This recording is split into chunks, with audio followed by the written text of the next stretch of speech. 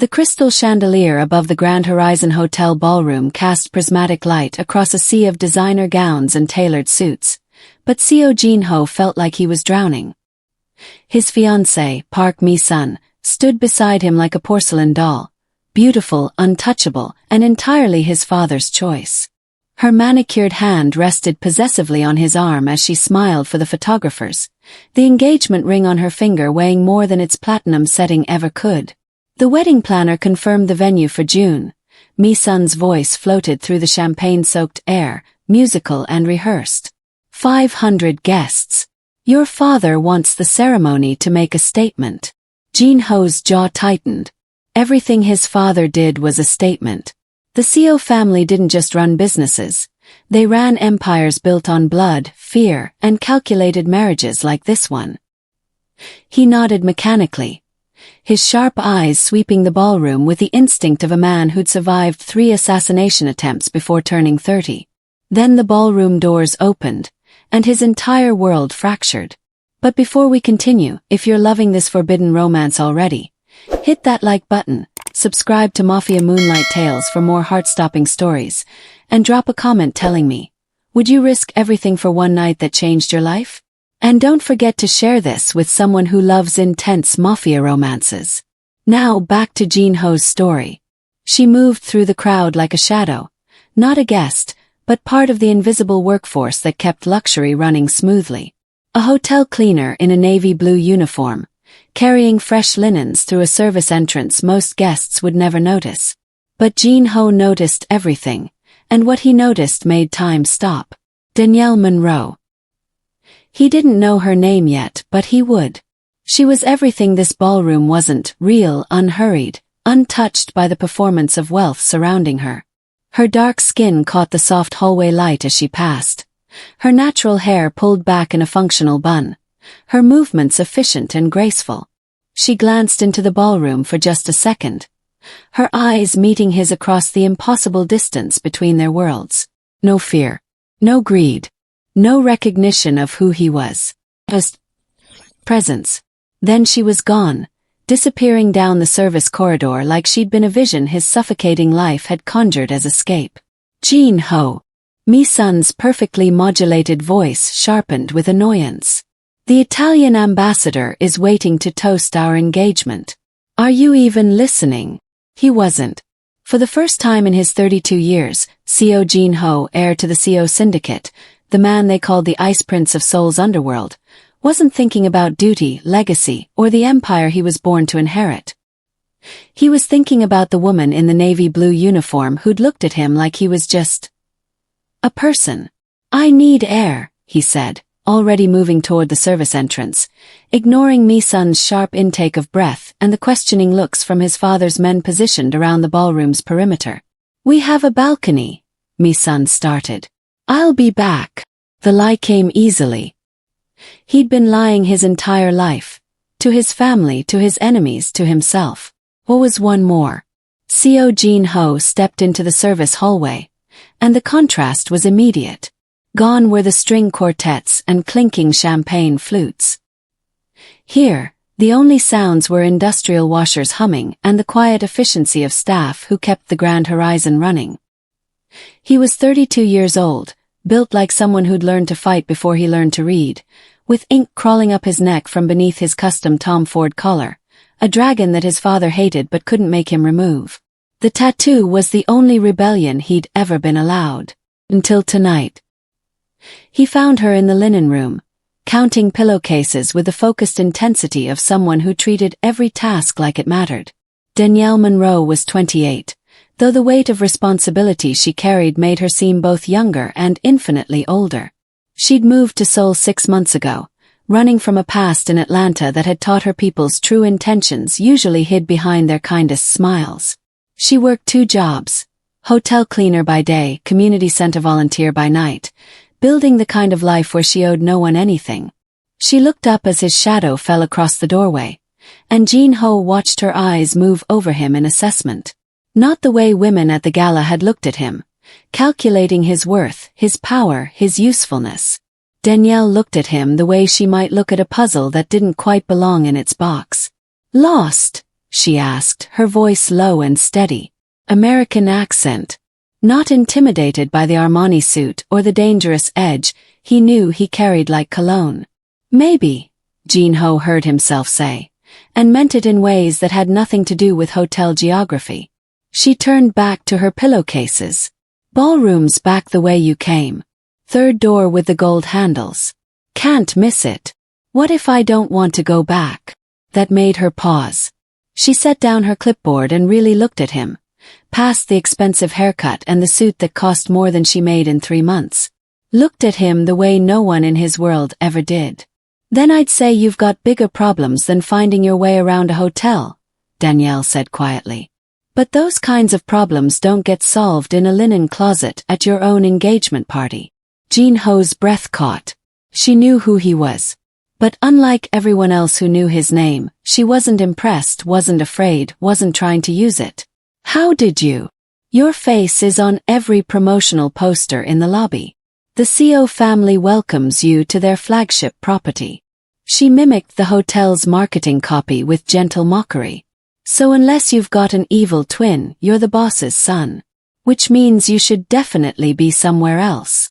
What if somewhere else feels like drowning? The words escaped before he could stop them. Raw, honest, dangerous. The kind of truth that could get you killed in his world. Danielle's expression shifted, just slightly. Something in her recognized something in him. Then maybe you need to learn to swim in different water, she said.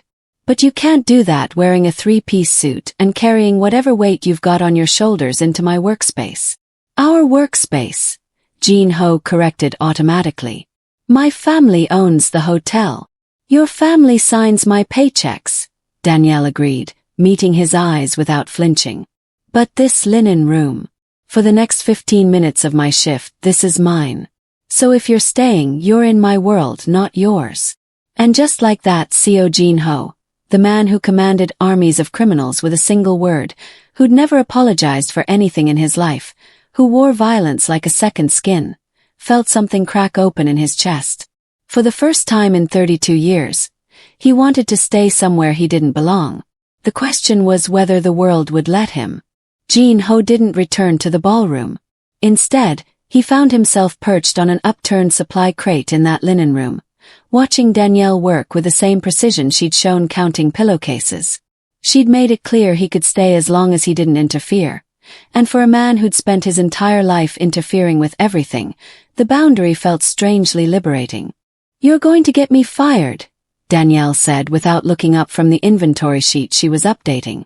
Important people don't hide in service hallways unless they're about to do something that makes headlines. Would you believe me if I said I just needed quiet? No.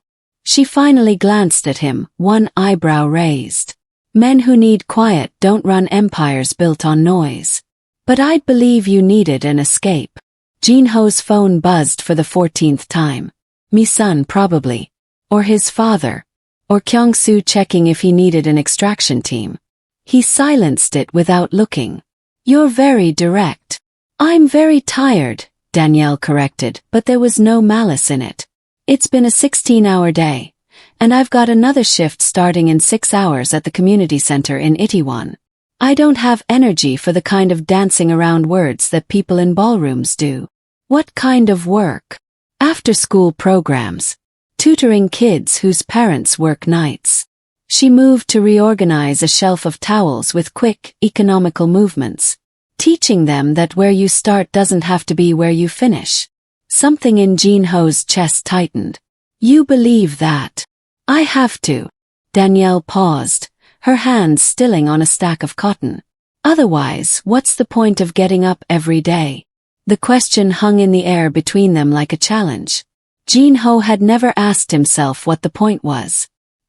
He'd simply existed in the space his bloodline had carved out, performing the role of heir like it was the only script available. Duty, legacy, power. The Seo name demanded all of it. And he'd never thought to ask for anything else. Until a woman in a navy blue uniform asked him the simplest, most devastating question he'd ever heard. I don't know, he admitted quietly. Danielle turned to face him fully then, really seeing him for the first time. Not the Mafia prince or the hotel owner's son, but the man sitting on a supply crate at his own engagement party, looking lost. Then maybe you should figure that out before you put a ring on somebody's finger. His phone buzzed again. The ballroom was 3 floors above them, full of people waiting for him to play his part. His father would be furious. Mi-sun would be humiliated. The alliance his marriage was supposed to cement would start to crack before the ink dried on the contract. But Danielle was looking at him like he was capable of choosing something different. And for the first time in 32 years, Jin-ho wondered if she might be right. Jin-ho opened his eyes to unfamiliar ceiling tiles. Standard hotel issue, not the hand-painted silk panels of his penthouse suite. The sheets were crisp but basic, the kind guests on the 8th floor slept in, not the Egyptian cotton reserved for the family's private quarters 42 floors above. He sat up slowly, his dress shirt from the night before draped over a chair he didn't recognize. The events came back in fragments, leaving the linen room after Danielle's shift ended. Her quiet invitation for coffee that had turned into hours of conversation in the hotel's closed cafe, the way she'd laughed when he admitted he'd never actually made his own coffee. The elevator ride to this modest room she'd been comped after a pipe burst in her studio apartment. Her saying he could crash on the couch if he really couldn't face going back upstairs. The couch he hadn't stayed on. Jin-ho's hand moved to the empty space beside him. Still warm but vacant. No note. No trace of her except the faint scent of cocoa butter, and the profound silence that came after someone had deliberately chosen to leave. His phone screen showed 37 missed calls. He ignored them all. Instead, he stood and moved to the window. 8th floor view. The streets of Seoul stretching below, morning traffic already building, people rushing to jobs that actually meant something to them. From his penthouse, the city looked like a kingdom to be ruled. From here it looked like life. The bathroom still held traces of her. A toothbrush in a travel case, generic shampoo instead of the luxury products his family stocked, a uniform hanging on the back of the door that smelled like industrial detergent and honest work. Jin-ho had showered in marble bathrooms with gold fixtures since birth, but this cramped space with its basic tile felt more real than anything he'd ever known.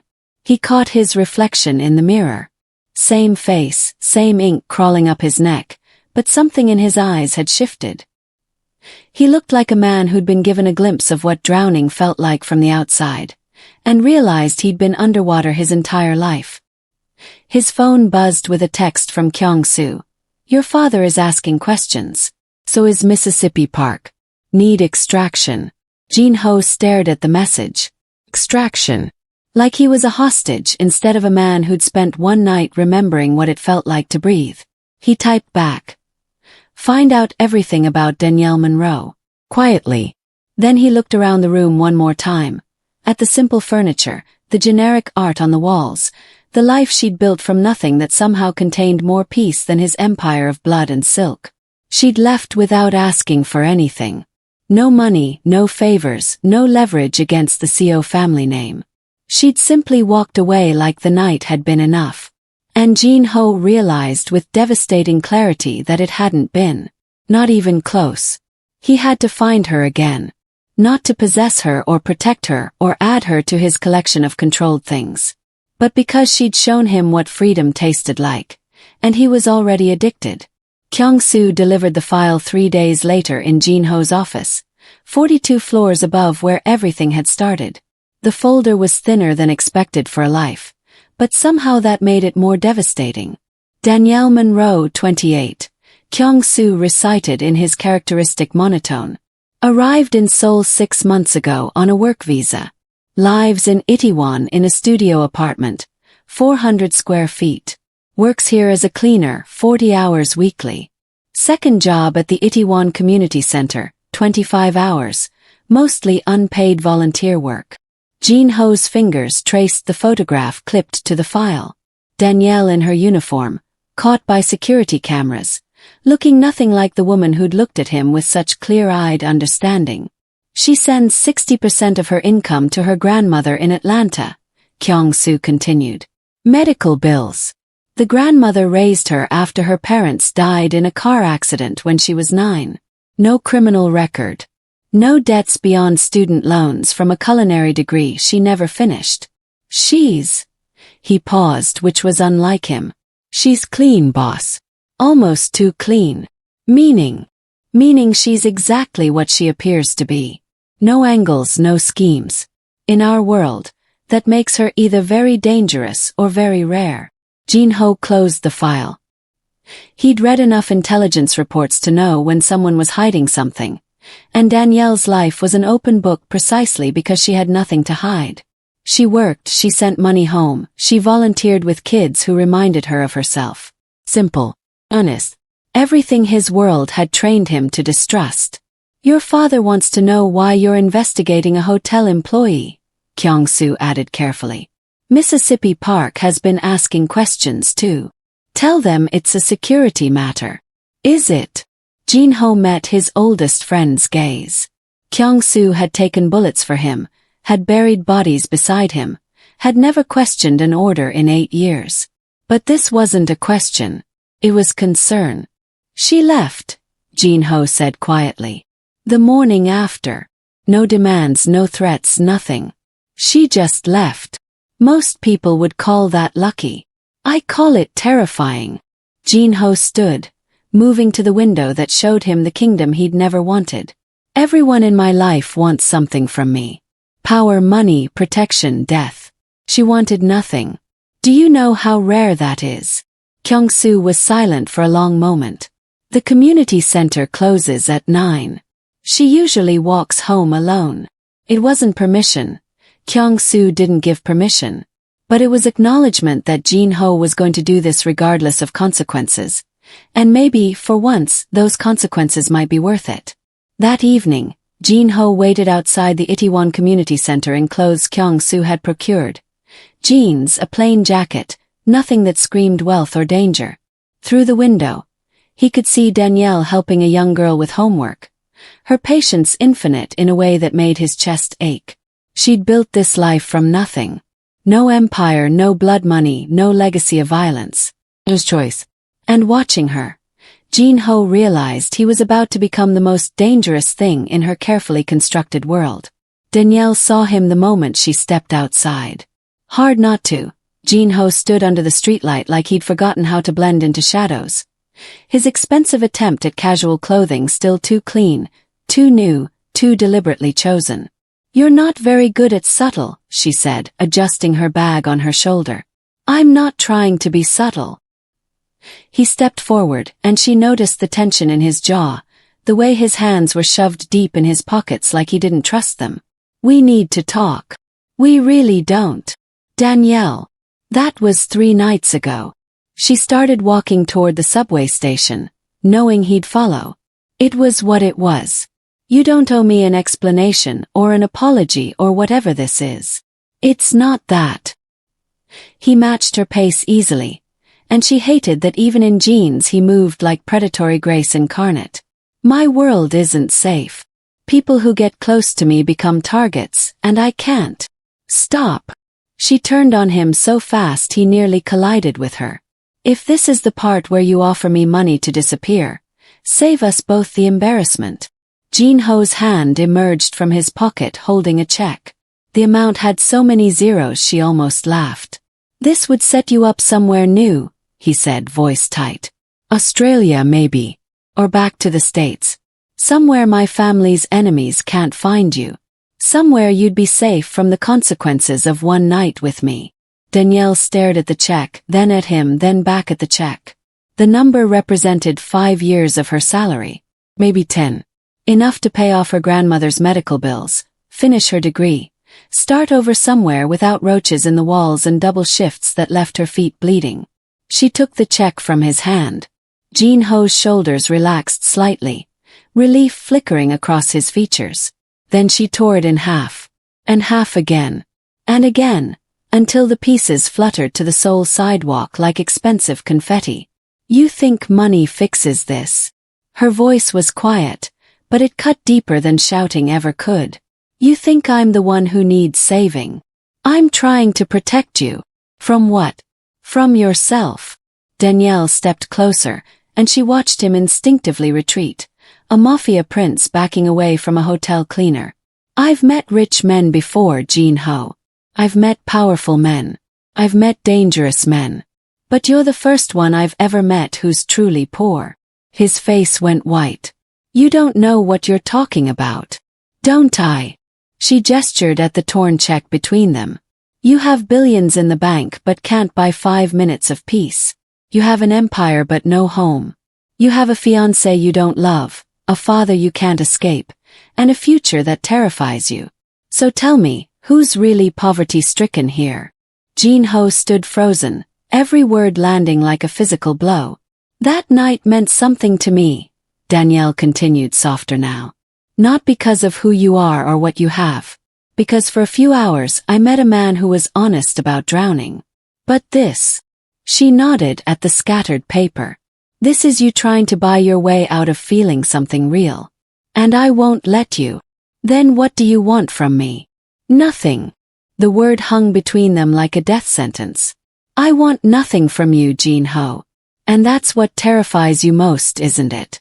That someone could look at everything you are and everything you have and still walk away. She turned toward the subway entrance. Danielle. His voice cracked on her name. She paused but didn't turn around. When you figure out what you actually want, not what your father wants, not what your empire needs, not what your duty demands, maybe then we can talk. But until you know the answer to that question, stay away from me. Because I'm not strong enough to watch you drown and do nothing. Then she disappeared down the subway steps, leaving Jin-ho alone under the streetlight with torn paper at his feet and the devastating realization that she was right. He was the poorest man in Seoul.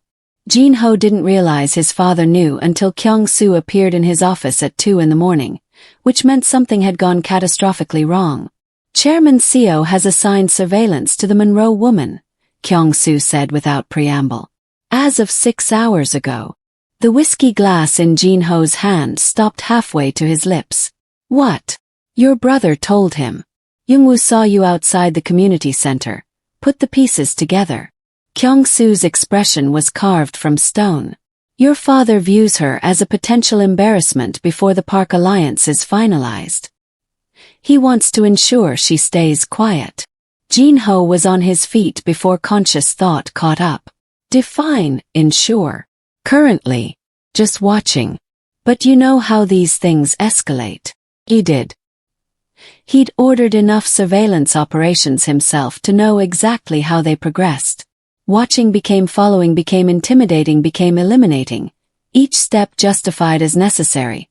Each escalation inevitable once the machinery of the Seoul syndicate started moving. Who did he assign? Kyung-soo hesitated, which was answer enough. Fuck. Jin-ho grabbed his jacket. How many? 4 men. Rotating shifts. They have photos, her schedule, her address. Standard protocol for threats to the family. Jin-ho's voice was ice. He classified her as a threat. Danielle noticed them on the 3rd day. She'd learned to trust her instincts in Atlanta, where noticing the wrong attention at the wrong time meant the difference between getting home safe and not getting home at all. The 2 men in the sedan across from the community center were trying to be discreet, but discretion had tells. The way they never looked directly at the building but somehow tracked every person entering and exiting, the expensive camera with a telephoto lens, the fact that they'd been there 3 days running at exactly the same time she arrived and left. Her hands shook as she locked up that night. She'd been careful, hadn't she? Kept her head down, stayed invisible. Built a life small enough that it wouldn't attract attention from powerful people with reasons to make problems disappear. But she'd spent one night with a man who turned invisibility into a luxury she could no longer afford. The men followed her to the subway. Not close enough to threaten, but close enough to make their presence known. A message without words. We see you, we know you, we can reach you whenever we decide to. Danielle's phone buzzed with a text from an unknown number. Don't go home. Coffee shop on Itiwanaro, the one with the blue awning. She should have ignored it. Should have gone home, packed her single suitcase, and gotten on the first flight back to Atlanta where at least the dangers were familiar. Instead, she found herself walking into the coffee shop where Jin-ho sat in the back corner, looking like he hadn't slept in days. I didn't ask for this, she said before he could speak. I know. His voice was hollow. But my father doesn't care what you asked for. He only cares what you know and what you could say. I wouldn't. It doesn't matter. Jin-ho's eyes met hers, and she saw something new in them. Not drowning anymore. Burning. In his world, potential threats get eliminated before they become actual problems. And I just made you the biggest potential threat to the Seo family's most important alliance in 20 years. Outside the window, one of the surveillance cars rolled slowly past. Danielle's coffee grew cold in her hands. So what happens now? Now, Jin-ho said quietly, I figure out how to save you from the protection I tried to offer. Mi-sun cornered him at the wedding dress fitting, of all places. Jin-ho had been summoned to approve the final alterations on a gown he'd never cared about for a ceremony that felt more like a funeral with each passing day. She's pretty, Mi-sun said. Her voice honeyed poison as she stood on the fitting platform. For a cleaner. Jin-ho's blood turned to ice. Excuse me. Oh, don't insult me by pretending. Mi-sun examined herself in the three-way mirror, the white silk dress transforming her into something brittle and sharp. Danielle Monroe, 28, American, works at your family's hotel and volunteers with poor children in Itaewon like some kind of saint. She turned, the dress rustling. Did you think I wouldn't find out? The seamstress in the corner looked profoundly uncomfortable, pins frozen between her fingers. Leave us, Jin-ho said quietly. The woman fled. Mi-sun stepped down from the platform with careful precision, her smile never wavering. I've known for a week. Your brother has such a loose tongue when he drinks. Did you really think sneaking around with hotel staff wouldn't get back to me? Nothing happened. Please. She waved a manicured hand dismissively. I don't care if you slept with her once or 100 times. Men have needs, and you're hardly the first groom to indulge before the wedding. But this. She pulled out her phone, showing him surveillance photos his father's men had taken. Danielle leaving the community center. Danielle at the subway. Danielle looking over her shoulder with fear in her eyes. This is you making our private arrangement into a public embarrassment. Jin-ho's jaw clenched so hard he thought his teeth might crack. If you hurt her. I won't hurt her. Mi-sun's smile widened. I'll simply make a few phone calls. Her work visa is contingent on hotel employment, isn't it? And I'm sure the community center's funding could be reconsidered. My family has connections with the immigration office. She'd be on a plane back to Atlanta within 72 hours, probably blacklisted from returning to Korea for 5 years. Maybe 10. You can't. I can and I will, unless you remember what this marriage actually is. Mi-sun stepped closer, her voice dropping to a whisper that somehow felt louder than shouting. This isn't about love, Jin-ho. Never was. This is about the Park and Seo families creating an alliance that makes us untouchable. Your father gets our political connections. My father gets your muscle and money. And we get to play house in a penthouse while doing whatever we want with whoever we want, as long as we're discreet. She traced a finger along his jaw, and he fought the urge to recoil. So here's what happens next, Mi-sun continued. You stop sniffing around the help. You smile at the wedding. You produce an heir within 2 years to satisfy the families. And your little cleaner gets to keep her visa, her jobs, and her pathetic little life helping street kids. Everyone wins. And if I refuse? Mi-sun's expression didn't change, but something cold flashed behind her eyes. Then she becomes a problem that problems solve themselves. And I promise you, Jin-ho, your father's methods are much less merciful than mine. She returned to the platform, adjusting the dress that would bind them together in 3 weeks. The hem needs to be raised an inch, she told the seamstress who crept back in. And add more crystals to the train. I want to make sure everyone remembers this wedding. Jin-ho stood frozen, watching his future wife destroy his present with the casual efficiency of someone who'd been trained since birth to wield power like a scalpel. Outside, somewhere in Seoul, Danielle was probably heading to her second shift, unaware that she'd just become a bargaining chip in a game she never asked to play. And Jin-ho realized with devastating clarity that every choice he'd made to protect her had actually painted a target on her back. The hotel laundry room at 3 in the morning smelled like industrial detergent and steam. Jin-ho had bribed the night supervisor for 20 minutes of privacy, though the man's knowing look suggested he thought this was about something far more sordid than the truth. Danielle arrived exactly on time, still in her uniform from the late shift, wariness etched into every line of her body. "Your fiancé came to see me today," she said without preamble. "Told me to stay away from you or she'd have me deported." Jin-ho's hands curled into fists. She had no right. She had every right. This is her world, Jin-ho. Yours too. Danielle leaned against a washing machine, exhaustion radiating from her. "I'm just the person stupid enough to forget that for one night." "It wasn't stupid." "Then what was it?" Her voice cracked slightly. "Because from where I'm standing, it looks like I'm about to lose everything I've built here because a Mafia prince needed to feel something real for a few hours." Jin-ho reached into his jacket pocket, pulled out the ring box. Cartier, platinum and diamonds, chosen by his father's jeweler to represent an alliance worth billions. He opened it slowly, letting the stones catch the fluorescent light. "The wedding is in 2 weeks," he said quietly. "I'm supposed to put this on her finger in front of 500 people and promise to honor her for the rest of my life." Danielle's eyes fixed on the ring, and he watched something break in her expression. "Then why are you showing me?" "Because I can't do it." The words came out raw, unplanned. "I've been telling myself I could. That I'd go through with the ceremony, play the dutiful son, let you disappear back to Atlanta where you'd be safe from my world. But then I'd spend the rest of my life wondering what would have happened if I'd been brave enough to choose differently." "Brave?" Danielle laughed, bitter and sharp. "There's nothing brave about this. Your fiancé made it very clear. You step out of line and I'm the one who pays for it. Not if I remove the line entirely." She went still. "What are you talking about?" Jin-ho closed the ring box with a decisive snap. "My father built his empire on the assumption that blood and tradition are the only things that matter.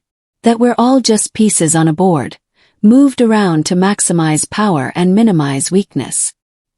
He arranged this marriage before me, son, and I could even speak in full sentences. But he'd also learned to cook simple meals, to budget with a precision that made military strategy look simple, to fall asleep without nightmares of the things he'd done in his father's name. He'd learned that Danielle laughed at terrible jokes, that she sang off-key while cleaning, that she believed in second chances even when the world didn't. He'd learned what it felt like to build instead of destroy. A little girl tugged on Jin-ho's shirt, the same one Danielle had been tutoring the night everything changed. "Mr. Jin-ho, can you help me hang my drawing?" He looked at Danielle, who nodded encouragement. "Of course," he said, following the child to the art wall they'd designated for student work. As he helped her tape up a crayon drawing of their neighborhood, Jin-ho caught his reflection in the new window glass. Same face, same ink crawling up his neck, but the eyes looking back at him were different. Not drowning anymore. Not burning with rage at a cage he couldn't escape. Just present. Danielle appeared beside him, her reflection joining his in the glass. "Ready." Jin-ho looked at the room filling with people, at the future they were building from nothing, at the woman who'd shown him that poverty and wealth had nothing to do with money. "Yeah," he said, meeting her eyes and finding everything he'd never known he needed. "I'm ready." They turned from their reflections to face the crowd together. Not a Mafia prince and a cleaner, not a scandal or a cautionary tale, but two people who'd chosen the hard, honest work of becoming better than their pasts. The future was uncertain and probably difficult and definitely nothing like what Jin-ho had been raised to expect. But for the first time in 32 years it was his.